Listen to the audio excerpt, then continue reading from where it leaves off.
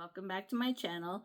This is part 2 in a series of videos to get us all ready for a successful and relatively stress-free trip to Akumal Bay Beach and Wellness Resort in Akumal, Mexico, which is in the Riviera Maya. If you've never been there before, it's a very smallish resort. It's beautiful and ticks all of our boxes, and that took quite a bit of searching. So if you found it, and consider yourself one of the lucky ones that's discovered this resort. I'm going to just cover the actual travel part of it. I will have a packing video and some other tips and things like that video, but this video is just dedicated to the travel portion. So let's just jump right in so it's not terribly long.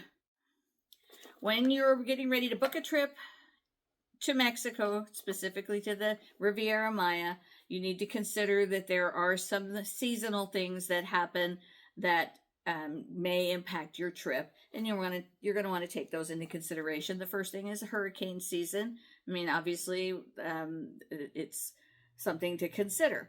That typically runs from the first week in June through about mid-November, with the most frequent chances of a hurricane being August, September, and then into October. We typically travel in October.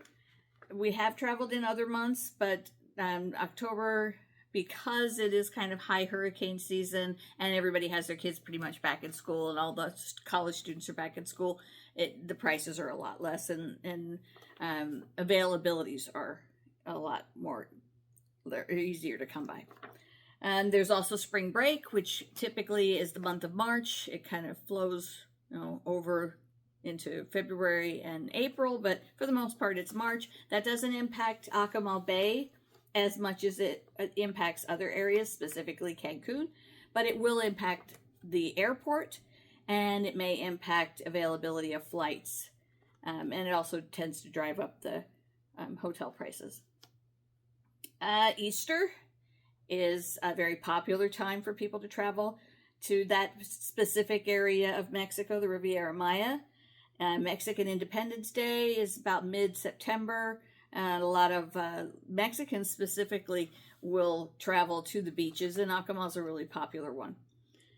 Dia de la Muerto is kind of coincides with Halloween. It's not the same as Halloween, but it coincides with that time of year, and so that's a busier time.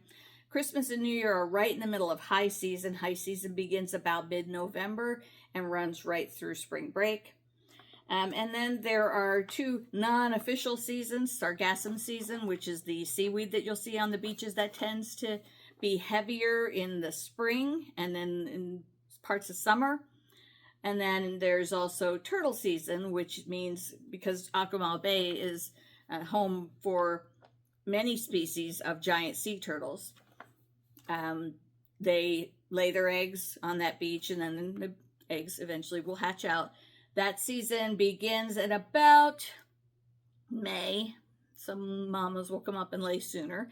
And then hatching will begin anywhere from June, July on through into sometimes as late as November. So you're going to take that into account. Getting a package deal is always the best way to go as far as pricing is concerned, but your control is going to be less over things like the flight times. You're not going to have as much customizing of your flight times, but there is a certain amount of control. You're also going to be less likely to get something like an automatic upgrade or something like that at the hotels. We tend to use Orbitz, which is a subsidiary of Expedia. When you're looking at what you're going to book, consider booking anywhere from 6 to 4 months before you want to travel, because that's when you're going to have the most availability to choose from, and the prices are going to be at their best. And then after that 4-month time frame, they start to climb. Sometimes if you're like a week or two out from your travel dates, you might be able to score a really good deal, but the availability of seats on the planes is much more limited. You may not end up sitting together, and you may not get a room at that resort because Akumal Bay Resort books up pretty fast. A great deal is only a great deal if you consider all aspects of the deal. Premium economy, they can be a really good deal, specifically economy, but there are variables. And that means there are some other things you're going to pay for. Things like your seats often will cost more, will be an extra charge. And oftentimes these seats don't guarantee that you will have a carry-on allowance at all. You may have to check your carry-ons, and you may not be prepared for that if you hadn't really checked when you were booking that was going to be the case, that you don't get a carry-on. You have to check everything, and that's going to be another fee. First class is a lot more expensive unless you book it far enough in advance. Sometimes you can get a premium economy price for first class, and the benefits to that are, the biggest benefit is that you get 2x2 seats rather than 3x3, and so you're not, if just two of you traveling, you're not going to have to sit with anyone else. That's a big benefit for us. Plus you get the extra leg room, the comfier seats, and you also get typically 2 check bags, and the weight allowance on those bags tends to be around 70 pounds, right around there. Whereas in premium economy and economy, it's less. So you're going to want to look at that. When you have gone through the process of looking for a good package deal, consider a few things. First of all, check what extra fees you're going to have to pay for those seats on that airplane. Check the connections. 1 or 2 connections can be a big difference. 1 connection and your luggage is going to have a greater likelihood of going to the airplane you're connecting to. 2 connections, that increases the odds that there's a possibility it won't make it. Because every time your luggage goes from one plane to another plane, there is a chance it will get lost in the process. So you increase that by twice as much by having 2 connections instead of 1. Also, the amount of time at your connection. Look at how long you will be at that connecting airport. Less than an hour and a half is not ideal. You might be able to manage it, but some airports are really big, and it takes a long time to get from one end to the other, and oftentimes when you're making a connecting flight, even on the same airline, you're going to be walking a long ways and maybe taking a train or something like that. It's not something you want to add to your stress level, and that increases if there's a delay at this end of the trip, your first leg, that's going to impact the amount of time you have to make your connection. So give yourself at least an hour and a half time. I like more than 2 hours, especially on the leg going home. I like up to 3 hours on the connection coming home, because you have to go through customs and immigration coming home if it's a connecting airport. Direct flights are always more, not always, but often more expensive, but that would be the ideal way to do it. Also look at what time you arrive in Mexico. If you arrive early enough in the day, that's part of the day that you have to add to your vacation. If you arrive late in the day, you're getting there and it's dark and there's really not much left to do, and then you go to bed. And so you've spent your entire day traveling. And that's also true on the other end, going home. The earlier you leave, the less vacation you have on that day. So we like to leave later than like 2-3 o'clock. This trip down, we're coming home at 4. Because you have to be at the airport 2 hours ahead of your flight, the travel companies will pick you up 3.5 hours, because it takes an hour and 20 minutes to get from Akumal Bay Beach and Wellness Resort to the Cancun airport. Now, if you're flying into Tulum, just still consider the amount of time it's going to take just to get to the airport. It's not as much, but it's still travel time. And there aren't as many flights that go in and out of Tulum yet. So look at the number of connections and look at how long of a connecting time you have. sometimes you'll see a little red plus sign next to a trip. That means that you arrive at your destination the next day. Now, if you're leaving at 11:59 p.m. on a Sunday and you're not going to arrive until morning Monday, that's still okay. But if you're leaving early in the day on Sunday and not arriving until the next day, that's a long, long trip. So take that into consideration. If you're considering booking your tickets separately and book this leg and then pay for that and then book this leg and pay for that, airlines are not, they're not required to honor the entire trip if only one ticket was affected by whatever the effect was, a delay or a cancellation.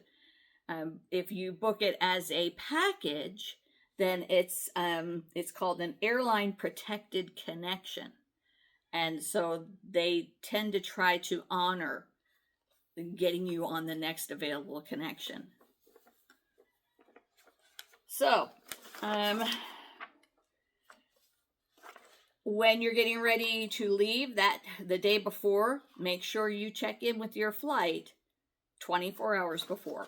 I have it on fairly good authority that the people that wait till the last minute to check in tend to be more liable to be bumped from the flight, because airlines almost always overbook flights when they possibly can, because people just don't show up or they miss their flight for whatever reason, and they don't notify the airline, and so now they've got an empty seat, so they overbook. And they also have people that are typically on standby waiting for a flight somewhere, and they'll give your seat away. So to avoid the chance of being bumped, check in that 24 hours ahead of time. And that means check in online. And you can check in your baggage and everything, and then you just get to the airport and print everything out. And because it's an international flight, there's sometimes they want to actually see your passport and record it and all of that, because they can't really allow you to fly to an international destination without a passport. When you're considering what you're going to wear for the trip, that is important. Comfort is important, but consider the potential for having to evacuate. A lot of people will wear flowy dresses and big, long, bulky sweaters.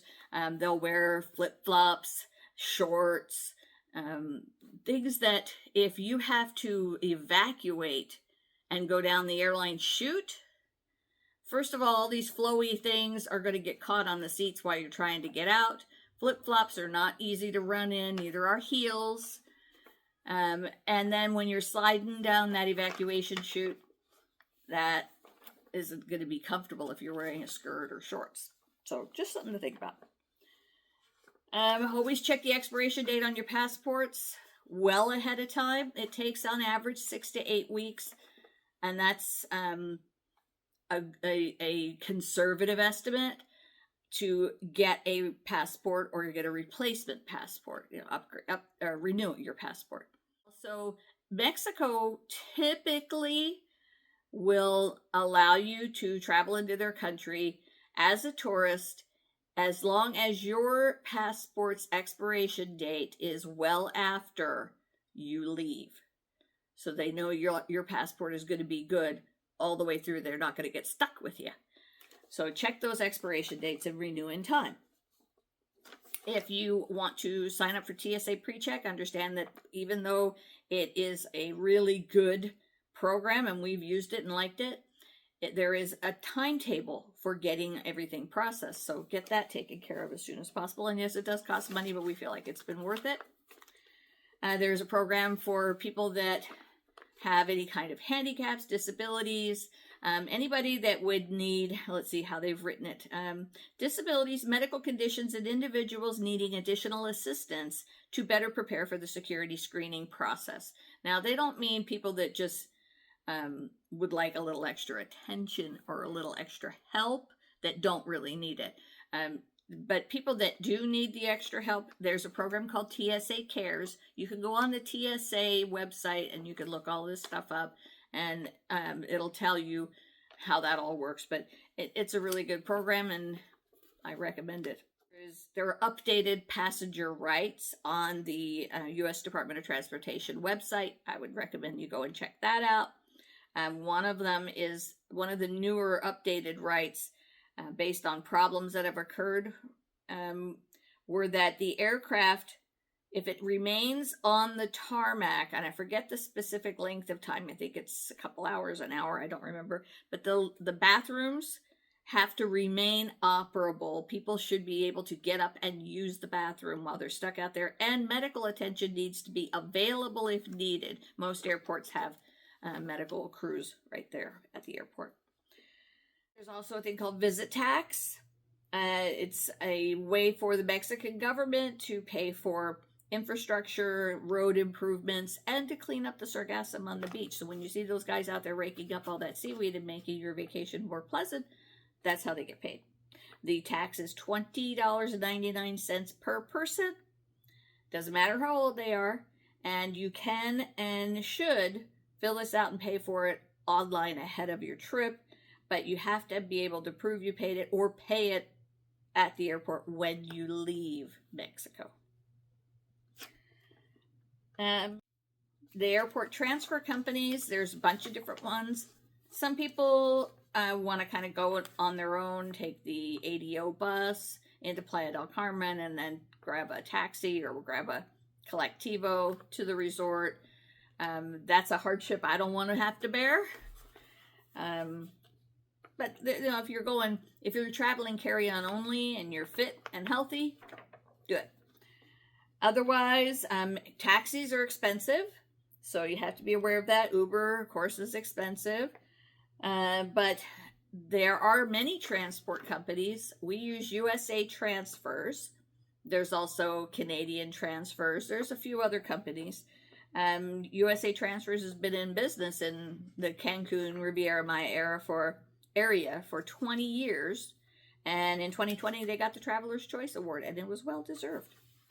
Whether you bring a personal bag or a carry-on or both, if your arrival time is going to be before about 3 o'clock in the afternoon, that's when you expect to arrive at the airport, or not the airport, at the resort, pack a change of what I call resort clothing. And that's going to be what you're going to want to be wearing around the resort when you arrive. And travel clothing can often be very hot, and it is humid there, and there's no air conditioning in the lobby. There are fans, but unless there's breezes blowing through, it's hot. So I recommend packing, if you're going to be wearing swimsuit, shorts, t-shirt, flip-flops, put those in your personal bag or in your carry-on so that they're accessible to you, and you can change in one of the restrooms right there by the lobby while you're waiting for your room to get ready, because the rooms are not typically ready much before 1 o'clock, typically. But check all of your luggage for any old scanner tags, barcode tags, stickers, anything from a previous trip that the airport would scan and use to get your baggage to wherever it needed to go. Because any of those still on your bags could get your bag misrouted.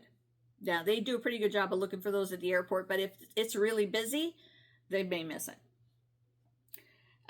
Arrive at the airport at least 2 hours before your boarding time, not your flight time, because you're going to board about a half an hour before the flight leaves. And so that gives you plenty of time to get through security.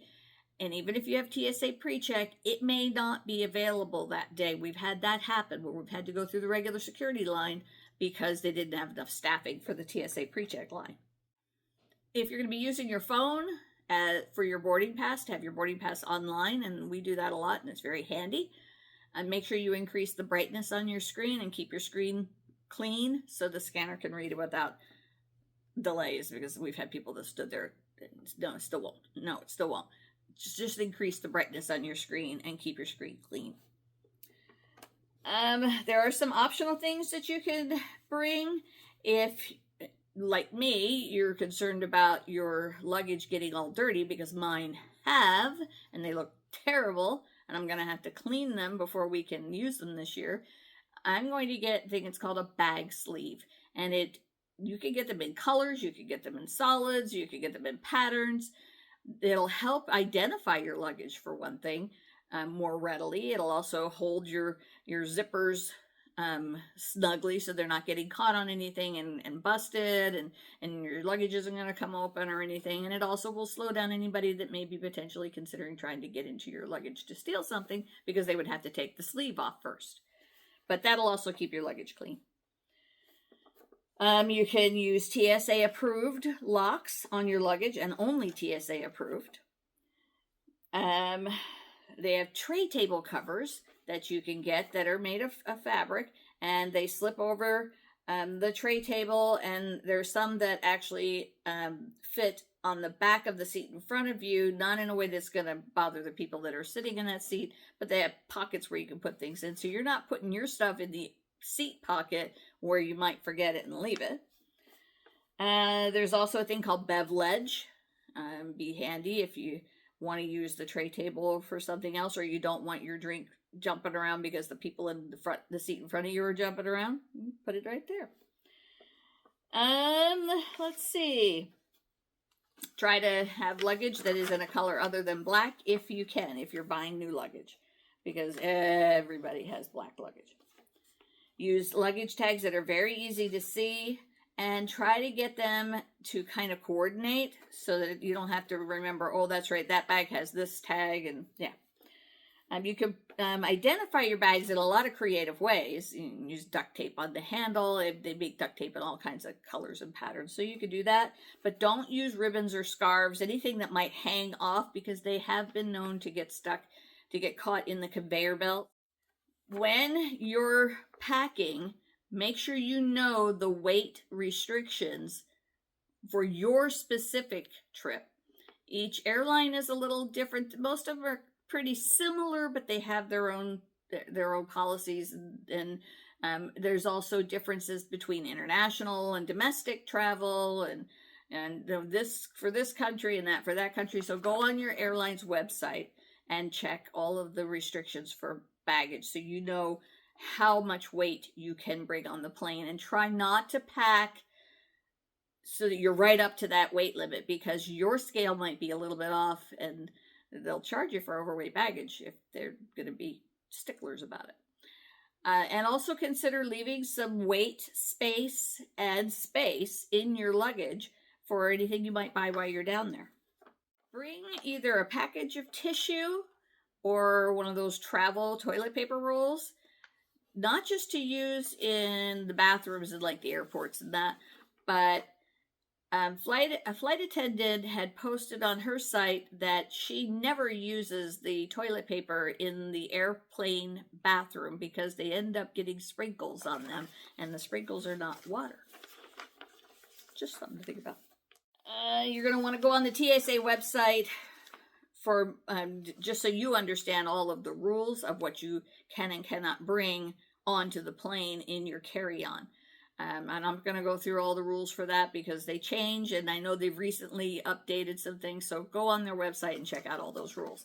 And also look at the rules for things that you cannot go through the security scanner thing wearing or having on your person. Always make sure you empty all your pockets, take off any belts, and don't wear clothing that is big and billowy, because you could be hiding something under there, and so that's going to make them slow you down and have to probably hand wand and maybe even search you. I don't know. Things with lots of big pockets, lots of chains, things like that. Anything that could slow you down in security, just don't wear it that day.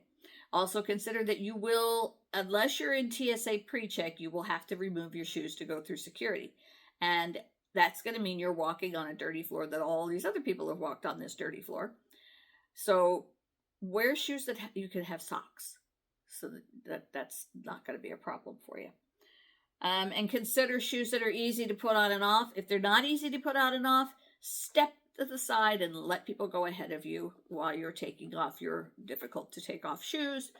And there is a place where you can put them back on after you get through security, but if you're waiting until you're getting up there to take off these shoes that lace all the way up or whatever, you're going to slow everybody down. So consider just slip on, slip off. As you are going through the line at security, make sure you have your boarding pass and your passport in your hand. Your hand. Your travel companion has theirs in their hand, because they may separate you, and you need to have those with you as you go through security. And as you're going through the scanner, when you're putting your baggage up on the rolling scanner belt thing, always put things that are the least valuable first, because they're going to end up exiting that scanner before you get there a lot of the time. Not always, but a lot of the time. And anything that is valuable, have go last, but not until you're ready to walk through that scanner and you have seen it safely get past where anybody might grab it. Put any valuables in zip pockets in your carry-on. Don't have them just sitting out. Don't just put your wallet or your whatever, your expensive watch, just in those trays, because they're easy to just snatch. It's easy for somebody to steal. Put them inside your carry-on and zip it shut. The scanners can see it, so they don't need to see it. But you can have your passport in your hand as you go through the scanner, so don't put your passport in there unless it's all the way in that carry-on, and there's a chance that if your carry-on gets whisked away before you can get to it, there goes your passport too. So I recommend just keep your passport in your hand. Let's see. Don't have anything under your clothing, no bra clips, no money belts, none of that kind of thing. And also, if you have very long hair, even not necessarily very long, but if you have it up in a bun, they're probably going to want to feel that to make sure you don't have anything hidden up in there. So consider not putting it in the bun until you get through security. And that includes men. When you're traveling from any country into another country, the first airport that you arrive in is called your port of entry airport. And at that airport, you have to go and get your baggage. You go through immigration, and then you go get your bags, you go through customs, and then if you have a connecting flight on to somewhere else, then you're going to recheck your bags. When we come from Mexico into the United States and we have a connecting airport, that is where we go through customs and immigration, and we have to recheck our bags at that point. And that's another reason why you leave yourself certainly extra time on the trip back. On the way back, if you purchase liquids in the duty-free shops in the airport, because they sell all kinds of stuff, alcohol, perfumes, vanilla, all those kinds of things. If you purchase them in the airport and they are not in your checked bag, then when you get to your port of entry city, before you check your bags, put those liquids in your checked bag, because you have to go back through security now to get to your gate, and you're not going to be able to bring those through. So make sure that you don't forget to get those tucked away into your checked bags. I recommend downloading the airline app and the airport app for any airport you're traveling through. And you're going to also want to see if your transfer company has an app. Ours does. On the airline app, you can typically track your luggage, your flight times, the gate. You can get notifications of changes in your gates and flight times, get all kinds of updates on that. The airport apps have maps on them. They oftentimes will have a GPS navigation system where you can tell them what gate you need to get to, and it plots it from where you are to where you need to go. Tells you where the bathrooms are, where you can find coffee, where the restaurants are, that kind of stuff, lounges, whatever. And also, always use the bathroom before boarding the plane, just in case you do get stuck on the tarmac. It's always more comfortable that way. Plus, if you have a bit of a delay getting in the air, and then maybe it's a bit bumpy at first, let's say you're flying through weather, they may not let you get up to go to the bathroom right away. So always go to the bathroom before boarding. A lot of people are using air tags now in their luggage. I recommend it. Those kinds of stories can be found all over the internet of why they're a wonderful idea, and they are a wonderful idea. And you might want to consider putting them in your carry-on and your personal bag as well.